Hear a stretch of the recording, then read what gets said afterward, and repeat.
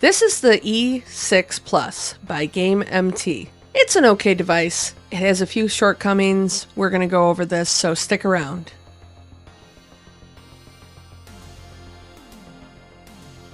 So, full disclosure, this device was sent over to me for the purpose of a review from GameMT themselves. No money was exchanged in any way. They didn't see this video beforehand, and all opinions are my own, as I like to always say. So we'll get into the review. First, let's check out the listing on AliExpress. This is actually listed live right now, and you can see that it's a little bit less than $70. Plus, I do have a code for $4 off until August 15th. And let's check out the tech specs. Here we have a dual boot system of Android and Linux. And you can see that it does play PS1, some N64, some PSP, and it also has a 5-inch screen, so that's kind of nice. You can see that the thumbsticks are set at the top, and there's a multi-directional D-pad. The buttons are on the right side, just under the joystick, and the start and select buttons and a menu button are on the front. No I/O is on the sides or on the bottom. Everything is pretty much up top, and I'll show that in a minute. And you can see that there's some lighting. It's not really RGB though. In the box we have a charger. It's USB-C to USB-A, and we also get some headphones, which is kind of a nice touch. A little strange, but that's cool. So let's get right into the game testing. While I'm waiting for Alien Hominid to boot up, let's do some size comparisons. Here is my Retroid Pocket 4 Pro. And you can see, I mean, obviously I'm not comparing the price by any means because the RP4 Pro is a lot more, but the size is pretty comparable. The E6 Plus is a little bit thicker. It's a little bit wider, but the screen is pretty close. And here is really the big competitor, I would say, of this device is the Trim UI Smart Pro. I did a couple reviews on this device. It's a pretty great device, but it doesn't boot into Android. And you can see they both have 5-inch screens. The Trim UI Smart Pro has little tiny thumbsticks where they look a little bit smaller. So we'll get right into the game testing. And I always like to start with a platformer just because they're fun, and also you get a pretty good feel for the D-pad. The D-pad is weird. I'm not a huge fan of these types of D-pads unless they're done really well. This one kind of isn't. When you move, sometimes it's almost like it's moving the whole D-pad, if that makes sense. And that's kind of almost what I'm feeling with the buttons. They're just, sometimes you got to press down a little bit harder on both the D-pad and the buttons. Okay, just to show you, if you can see, here's a close-up look at the D-pad, and it's just a little bizarre. It's not quite clicky, but it's also not quite the greatest rubber membrane connection either. It's not set in there really well. When you press one side, the other side seems to go, press down. I have been getting false presses on it through the menus. And I did notice a couple times when I was looking down, the buttons seem to sometimes press. But up at the top, you can see the shoulder buttons. There's the rest of the I/O.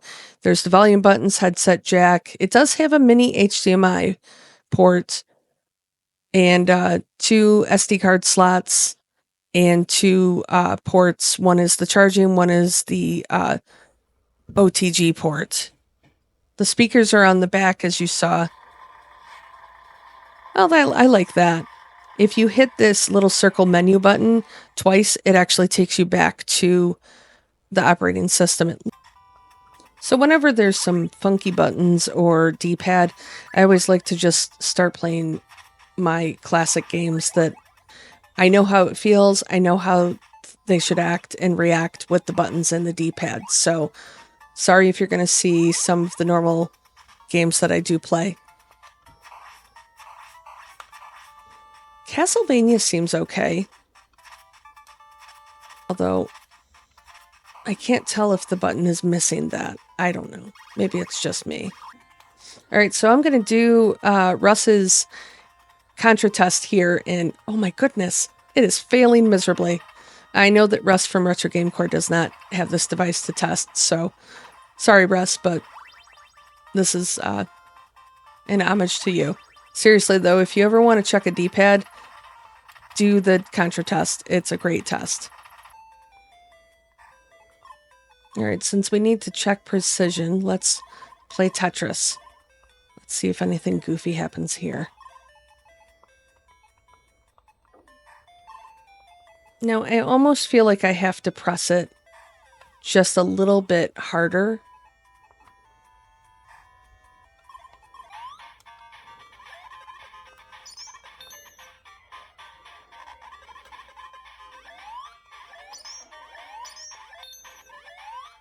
Seems to be playing Alex Kidd okay.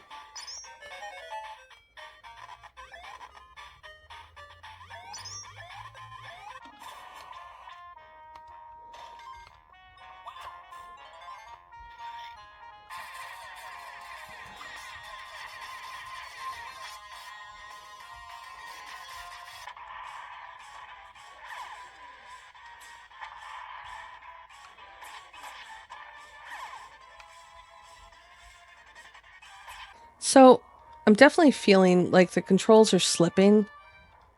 It's not just me.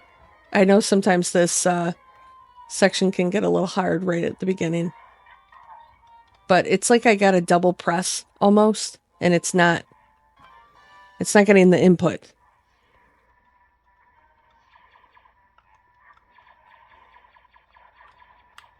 Yeah, I really don't like this D-pad. I really think that was a terrible decision. Just put a normal D-pad in there. A nice, squishy membrane D-pad. Rubber membrane D-pad.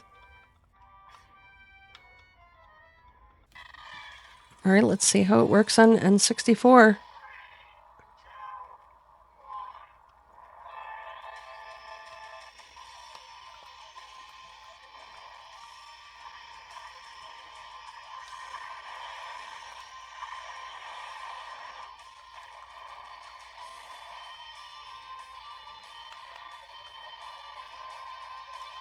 I don't feel the game lagging so much, but I feel like the sound is stuttering a little bit.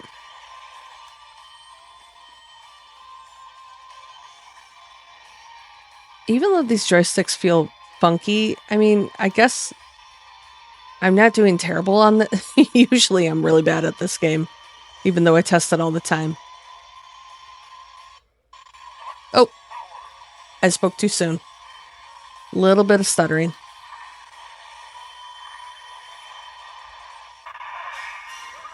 Well, let's try Super Smash. Oof. I mean, this game never really runs with any device that has, it's on the brink of maybe not playing N64 so great. So, okay, it's running, but when I'm pressing buttons, it's not quite doing what I want to do. It's like it takes double input along with it lagging. You can see it lagging a little bit. Oh, those shoulder buttons. The shoulder buttons are not good. They are really bad. I don't like those. I think they were going for more of a like Steam Deck look to the device, even though it's kind of a Joker purple and green or Grimace or whatever you want. Barney, I don't know. So I guess yay for the fun color, but yeah, I don't... Your buttons and everything that are green need to work a little bit better than this. Alright, let's backtrack to PS1.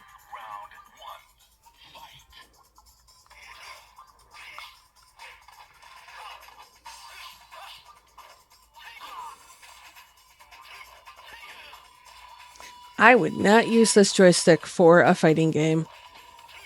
I don't even know what it's doing. I don't think it knows what it's doing right now.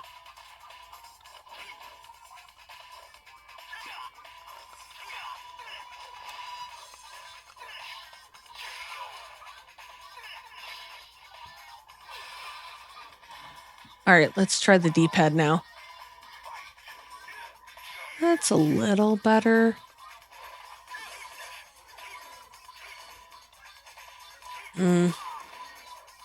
I don't know. Okay, I'm trying to get a good angle, so bear with me here. I just want to show you because I looked down as I was playing, and I swear that the buttons, when you press one of the buttons, see how they're going in? See how the rest of them are? Yeah, it's like they're all stuck together. That's not supposed to happen. I mean, I guess Crash Team Racing isn't quite the, intricate racing game, but this device didn't come with any games. And on my favorites that I threw in my test games, I didn't have another racing game for whatever reason. I thought I had Gran Turismo in here, but unfortunately I don't. So, seems to be playing okay, but again... Alright, here's PSP.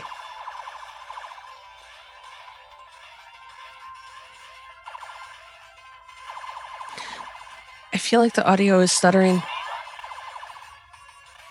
And this is a 2D game. I don't think it should be stuttering.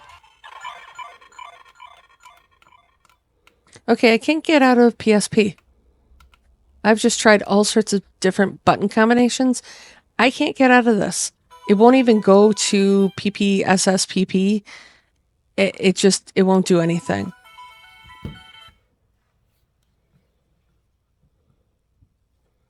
I'm just going to have to reboot this device.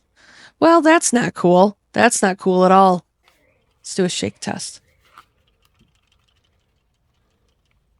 That's a little rattly. Not terrible.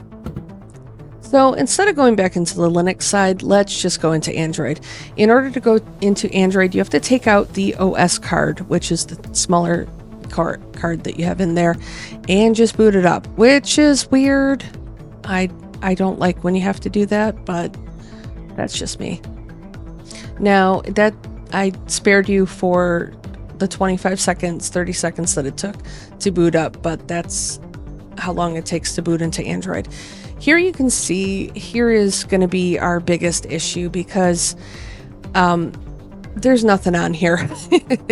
There is the Google Play Store. I have a spoiler alert because I know about things because we've been in talks with we have an open forum of me and a few other creators. So here is, and I will show you this. Has the Google Play Store on here. First off, it's in Chinese, which is not good. But actually, let's back out of here. Yeah, it's all in Chinese. That's not cool. So if you happen to get this, I'm just going to show this because I recorded it.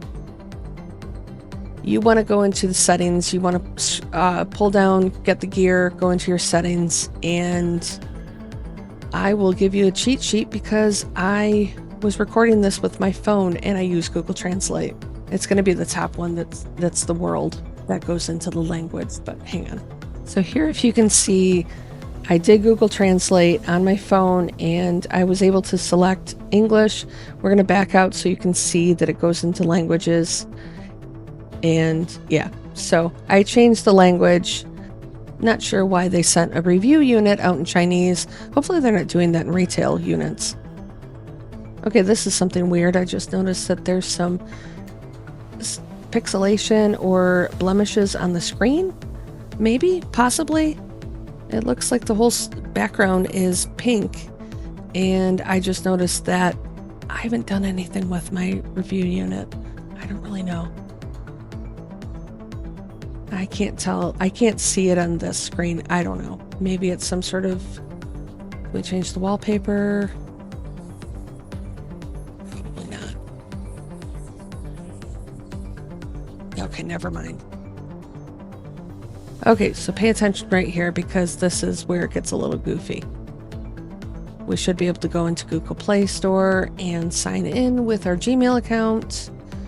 Checking, and now it's just going to scream at me. That's amazing.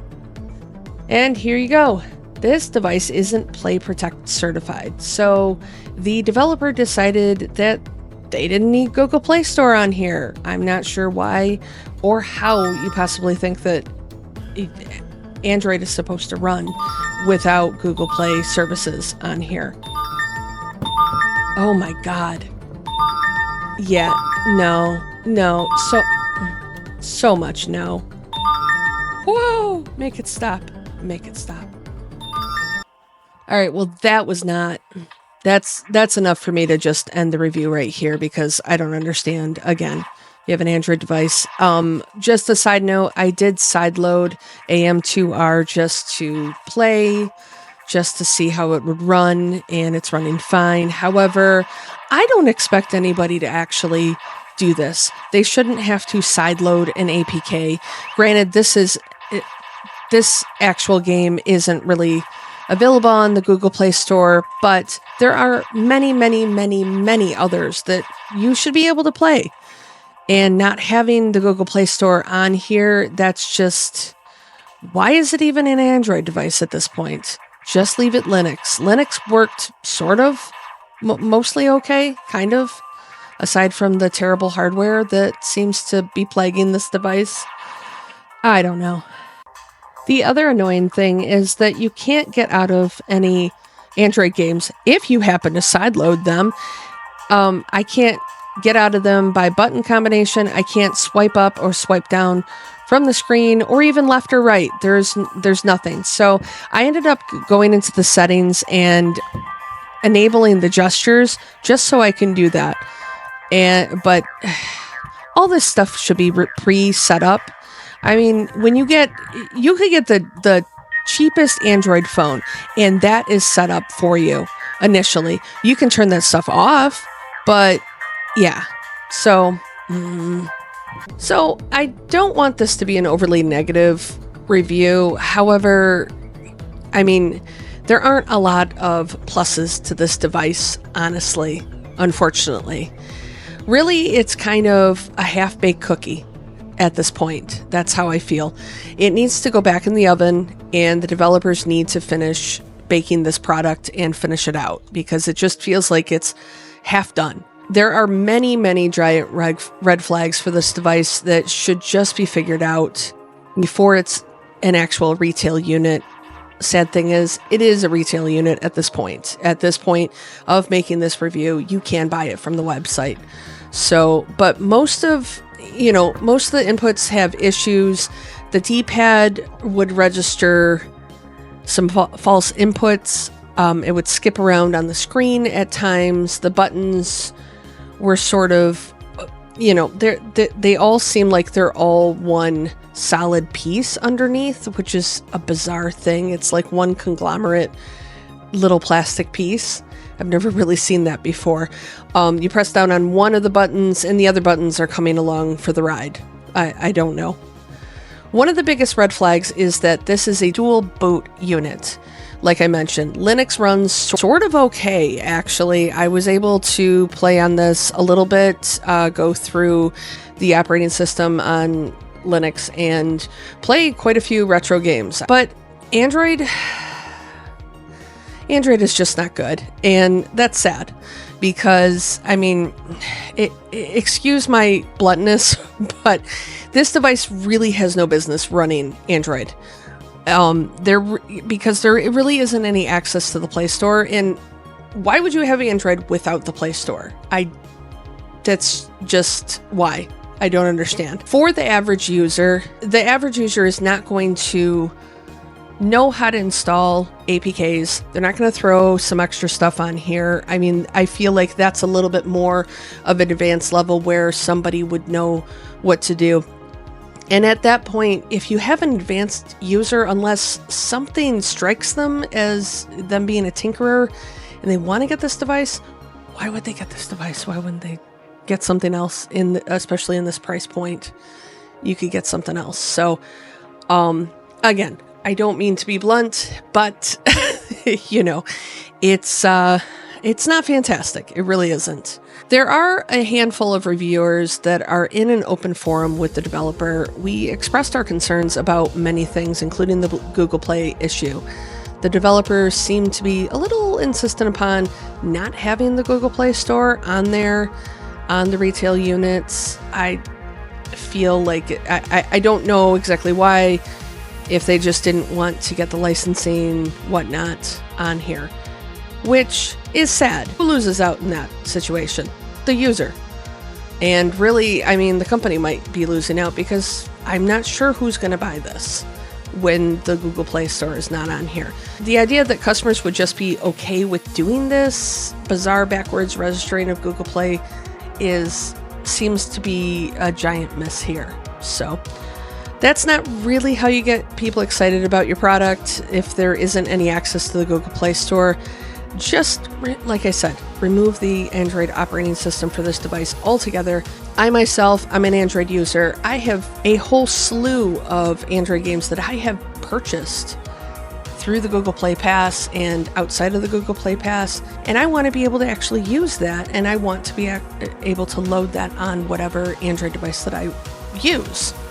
You can't do that. I feel like there's a giant disconnect there. I think I would like this device a little more if it didn't have Android on it. Leave it as a Linux device. I could almost, and I say that with a lot of hesitation, I might be able to almost overlook a lot of the different shortcomings of the hardware on here if the Android thing wasn't a thing. In the end, I mean, I just don't think that all the hardware and the software issues of this device can be overlooked, by the really nice ergonomics. It's not bad to hold. It isn't. But my pinkies rest right back here. Sometimes they drop down here. I don't think that it's terrible as far as ergonomics go, but that's kind of all this device has going for it. The buttons aren't great. These shoulder buttons are they look cool. They're a little bizarre. When you press down on one spot, the whole thing seems to press down with it, which that seems to be a theme with all of the buttons on here. The D-pad, you press down, I mean, I know it's got this weird Xbox shape D-pad. If you press down on one spot, the whole thing seems to press down. Same thing with the buttons. You press down on one button, and all of the rest of the buttons sometimes will press down. Same thing with the shoulder buttons. As a reviewer, I need to be completely honest with you, the user. And just to let you guys know, you might want to pass on this.